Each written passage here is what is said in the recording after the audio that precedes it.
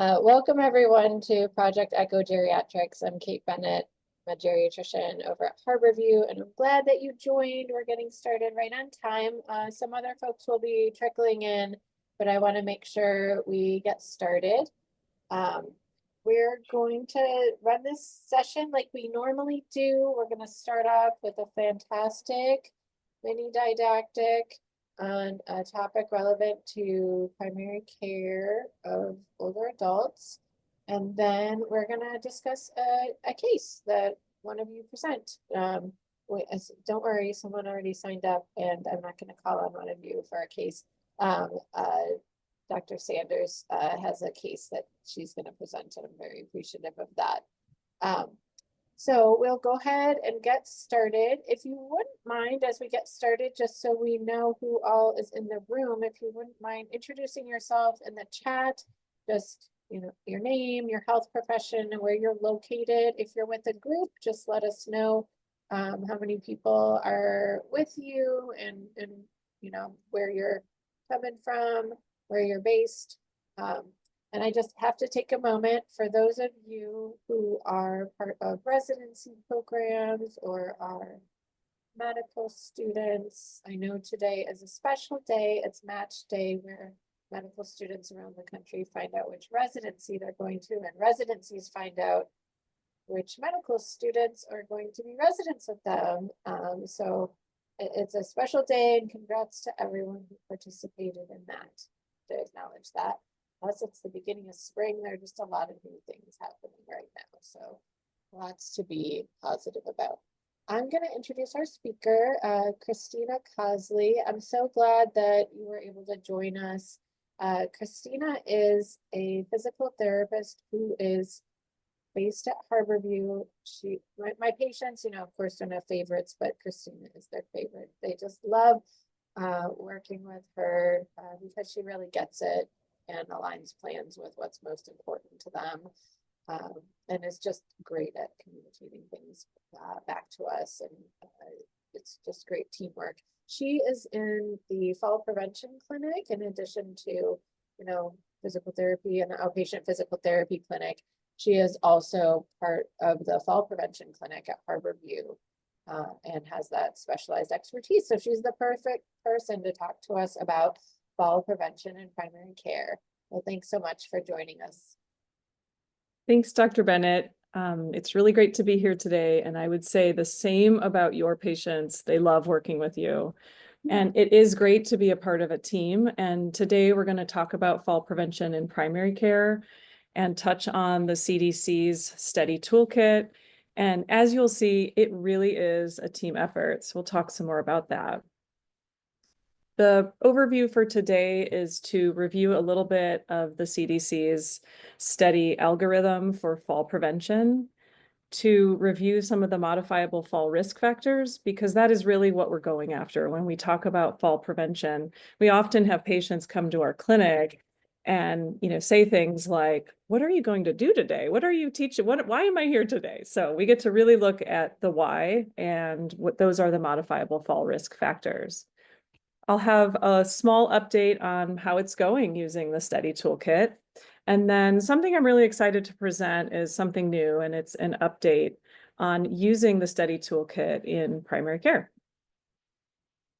So I did it. I'm guilty with this slide. It's busy. It's everything. It's everything you already know, though. So I just popped it all here.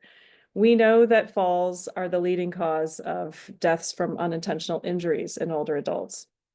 We know that our older adult population is growing, therefore the number of falls is going to grow, that falls are frequent and they're costly. So this is a big part of why we're here, but it's also really to help our patients in a really meaningful way when we're talking about fall prevention.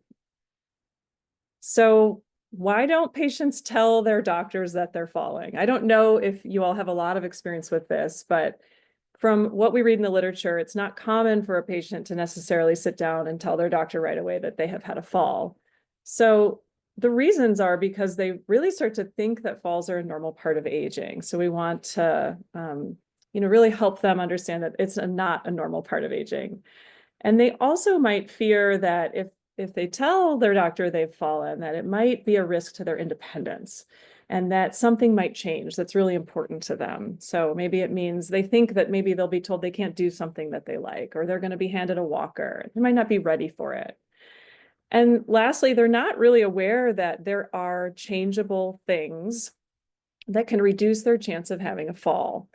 And so this is the big part of fall prevention, like I said, is addressing those modifiable risk factors. And of course, because of all these reasons, we know that, regular screening is super important. So in 2012, the CDC came out with the STEADI fall prevention toolkit. And STEADI stands for Stopping Elderly Accidents, Deaths, and Injuries. And it is based on the American Geriatric Society and the British Geriatric Society, their practice guidelines for fall prevention in older adults. And I have to say, it is extremely well organized, and it gives you all of this information on how to screen your patients, how to assess them, and then how to treat things that you find. And if you go to the CDC website, it is a wealth of information, from job aids on how to teach your staff how to do some of these tests, really specific information on how to implement fall prevention in primary care. But it's a lot. It is a lot of information. And a couple of years ago, I presented on it. And when I rewatched that presentation, I thought, wow, that was a lot. That was kind of overwhelming. So I'm hoping to make things a little bit easier to understand today. This is just a snapshot of that CDC algorithm. And if you go to the web and you type CDC STEADI algorithm PDF, this is what you're going to get. And I really like giving this to learners or people who are curious about what we're doing in fall prevention clinic, because again, the top section talks about screening, and then it talks about assessments and treatments. So this is, like I said, a snapshot of what we're doing. This is the 2012 version, of course. And so on the top, it talks about screening. So with our patients, we want to be asking them, we want to be screening for falls. There's a couple different ways that have been noted to be valuable. One way is to ask 3 questions. So have you fallen in the last year? Are you afraid of falling? Do you feel unsteady on your feet when you're standing or walking? The other option is a more detailed questionnaire that they can fill out. It's 12 questions. In this model, they're either considered to be not at risk or at risk. And we're going to get to that a little bit later. If they're at risk, you'd want to go through some assessment and some testing in some of these modifiable categories. And if you find things that are positive for your individual patient, then you can apply some treatment techniques. And so it's also here. And then you would plan for some follow-up for that. I'm going to expand here on the assessment part. And what we're really looking for are the modifiable risk factors, the things that we can change to reduce their chance of having a fall.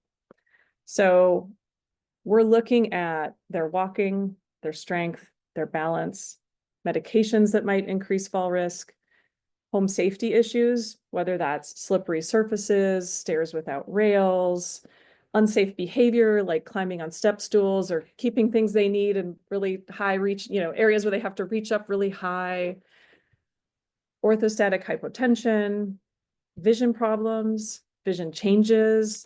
Maybe they haven't seen their eye doctor in more than a year. Foot issues like foot pain, inappropriate footwear, like no flip-flops, vitamin D deficiency, or other comorbidities like Parkinson's or dementia that might further increase their chance of having a fall. And it's good to acknowledge some of the non-changeable risk factors, right? So age, anyone 65 and older has about a 30% chance of having a fall. And then once you get to your 80s, that increases like nearly 50%. Females are more likely to fall, and particularly white women are more likely to fall, or at least that is what is reported in the literature. And then if anyone has a history of a fall, we can't change that. And that does increase their chance of having another one. And if the more they have of these fall risk factors, then the higher their chance of falling is. So you can take age, and if they've had a fall before, gender, all this. And then if they have some of these modifiable risk factors that are positive that you find, then that increases their risk. And conversely, if we can start chipping away at some of these modifiable risk factors, then that can help lower their risk of having a fall. So how's it going using this toolkit? Again, it's a lot of information. So the good news is a large portion of providers are aware that the STEADI toolkit exists and that annual fall risk screening is recommended for our older adults, our patients 65 and older.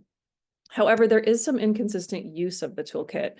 And I should say all my references are at the very end, and there's a little section that says see also. So there's some few additional materials on there about screening and how that's going. And of course, the largest barrier is lack of time. I mean, primary care is a very, very busy field, and you're managing so many things for each of your patients. So to ask you to do another thing, I get it, it's hard. It's like, well, what am I going to take out? You only have so much time. So we definitely understand that time is an issue. Other barriers could be reimbursement or just that challenge of integrating it into practice. Like, okay, I have all of this information from the CDC. How do I put it into motion? How do I make it part of my workflow? And there is information on the CDC on how to do that. But again, it's a lot of information. So we'll try to work on it today. In 2024, so very recently, the National Network of Public Health Institutes invited an AGS, American Geriatric Society work group, to recommend some updates and review this study guideline. And the goals of that were to reframe the why, reframe the how, try to use more of a prioritization list of a to-do list for this, and really make it so that it could be a little more easily implemented and more regularly implemented in your primary care settings. Some of the findings for them and the recommendations really revolve, this is kind of just an overview, really revolved thinking about fall risk as a chronic condition, like other chronic conditions that you manage. So the idea being that we're going to touch on this maybe every visit, or maybe we're going to chip away at it a little bit every visit. And don't feel like you have to be in charge of taking care of that whole algorithm of things in one visit. The other idea is to really focus on the patient's mobility goals. So what matters most to them? This is very important in geriatric medicine. And if we can focus on their mobility goals, we can help them be safe in the environments that they want to be in. So a lot of this could be part of like assessing assistive device use and what's appropriate. What's their main goal? Do they want to make sure they can move around their home safely? Do they want to make sure they can get out and socialize, go to a family event, go to an exercise class? What do they want to make sure they can do? And then with this, really trying to spread all those elements in that algorithm I showed you over multiple visits, or possibly even having your interdisciplinary team help you achieve this. So the recommendations were made around 4 separate categories. So team and patient engagement, screening, assessment, and intervention. For patient and team engagement, they're suggesting that we change one of the questions, which is, do you worry about falling or are you fearful of falling? And instead using language like, are you concerned about falling? Because you may end up capturing more positives there when maybe the word fear feels a little harsh. I'm not fearful I'll fall. Again, focusing on what matters most to the patient and their safe mobility. And instead of talking about no risk, or low risk, really just saying it's average risk, because as we know, there really is no risk if you're 65 or older.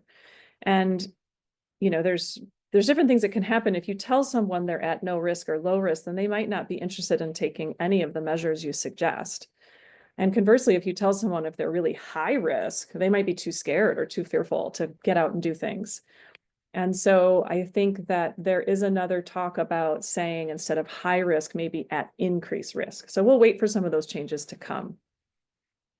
Tailoring the toolkit for success, really individualizing it for the patient, figuring out which factors really are individualized to your patients and start there.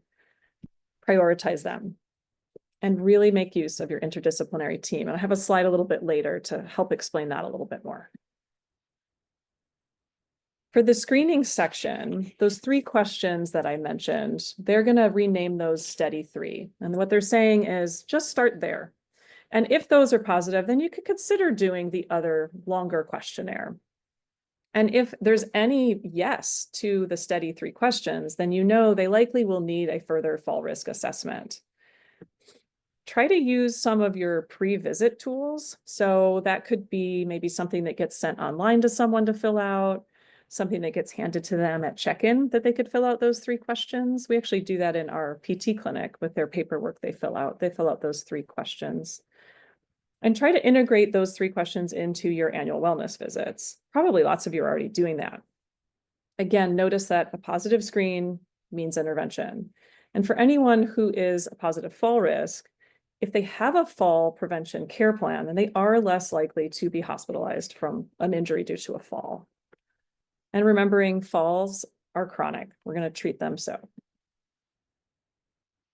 When it comes to the assessment or the things you're going to test, if you get a positive screen, you know you're going to want to do some testing. So of course you can decide whether you can fit a little bit of that in that day, ask a team member to help, or set it up over time. Some of the quick and easy things you could do are just watch a patient stand up from their chair.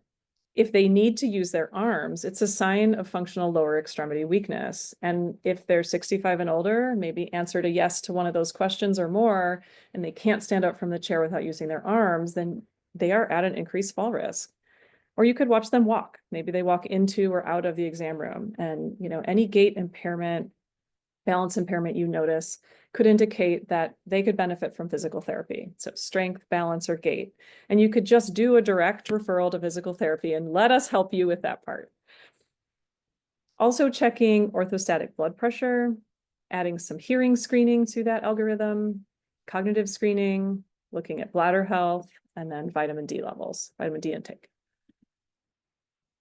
In terms of specific intervention, you want to focus on the fall risk increasing drugs when you're doing your focused medication review. With urinary symptoms, trying to focus on non-pharmacologic interventions so that you don't have medicines that could increase fall risk. And take a look at their environment and their home safety. Are they getting to the bathroom in time? Are they using their assistive device? Does their walker fit in their bathroom? Sometimes we see a lot of times the 4-wheeled walkers don't, so we'll recommend a 2-wheeled walker in light of that, and that fits and they can safely use the bathroom. Do they have grab bars or a raised toilet seat? Also asking about nighttime bathroom use. We always ask about, do you have good lighting? Do you have a clear path? Do you put on your slippers? Do you use your assistive device? And if you find that they're really, in some extreme cases, they're not safe to get up and go to the bathroom at night, sometimes we've recommended a bedside commode or a urinal for the male patients. Adequate vitamin D intake, and then really addressing what are their concerns about falling. We also use the Short Falls Efficacy Scale International, and it's an outcome measure where they rate their own concern for some specific daily activities. So that's an easy one to look at. And if they say something like, well, I'm concerned about falls when I'm on the stairs, then that's an intervention point, something you could specifically address with your patient. And if patients have really high levels of concern for falling, there's a class called Matter of Balance that's offered in the community, and it is specific for fear or concern about falling. And then, of course, use your interdisciplinary team. We're very lucky in the Falls Clinic. We get to work with a lot of people that help us out.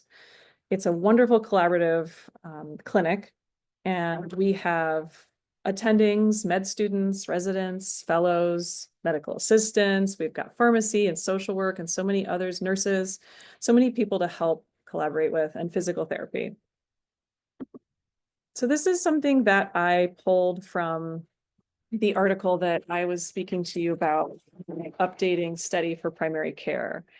And it shows each team member and how they can help you. So you can definitely delegate. So for PT and OT, your physical and occupational therapists, we can help with the strengthening, the gait, the balance work. We can help with mobility aids. We can evaluate home safety and really set up an exercise program. I like to really stress long-term performance, so plugging people into community-based programs once they're done with therapy. Nurses can do all of the STEADI components and create care plans. Paramedics may help with home safety, or therapists sometimes do home safety evaluations. Medical assistants can be key. They can do some of the screening and some of your physical exam tests. Our medical assistants will do the screening questions. They'll take orthostatic blood pressure and do visual acuity and help us with the timed up and go test. Your local area agency on aging, senior centers, and some of the health departments can help with community-based fall prevention programs, education, exercise programs. Pharmacists, of course, can assess those fall risk increasing drugs, educate the patients. They often don't know that something they're taking could increase their chance of having a fall, and work with the doctor on deprescribing, monitoring. Social workers and care managers can help make sure these patients have access to all of the treatment that they need, or maybe it's help getting some equipment, could be housing, transportation, some of the support programs and community-based programs. And then community health workers, again, education, home safety, really getting the word out and letting people know that there are community-based programs for fall prevention. Many of them are evidence-based, which is great. We tend to refer to Tai Chi-based programs. That's the real heart of what we do in physical therapy, because we know that has the best evidence for exercise programs specific to reducing falls in older adults. Here's my references for you to review at a later time. And I wanted to thank you for your time today and just say that fall prevention is really a wonderful way to connect with your patients. It's really rewarding. And I think it's nice because it is pretty systematic. You know, for each issue, we have something we can do to treat it. And it's not just rewarding for care providers, but I see in our patients all the time when you can sit down with them and educate them and share with them that there are things that they can change to reduce their chance of having another fall. There's just such relief, and they're very motivated. And it's a wonderful way to engage with them and engage long-term with them on fall prevention programs. So thank you. Thank you so much, Kristina. That was great. A lot of really good information. I like how you emphasize the interprofessional team's role in fall prevention. Feel free to, please do fill out the evaluation, but also, if anyone has any questions, please feel free to unmute. And if for some reason you cannot do that, you can type your question in the chat.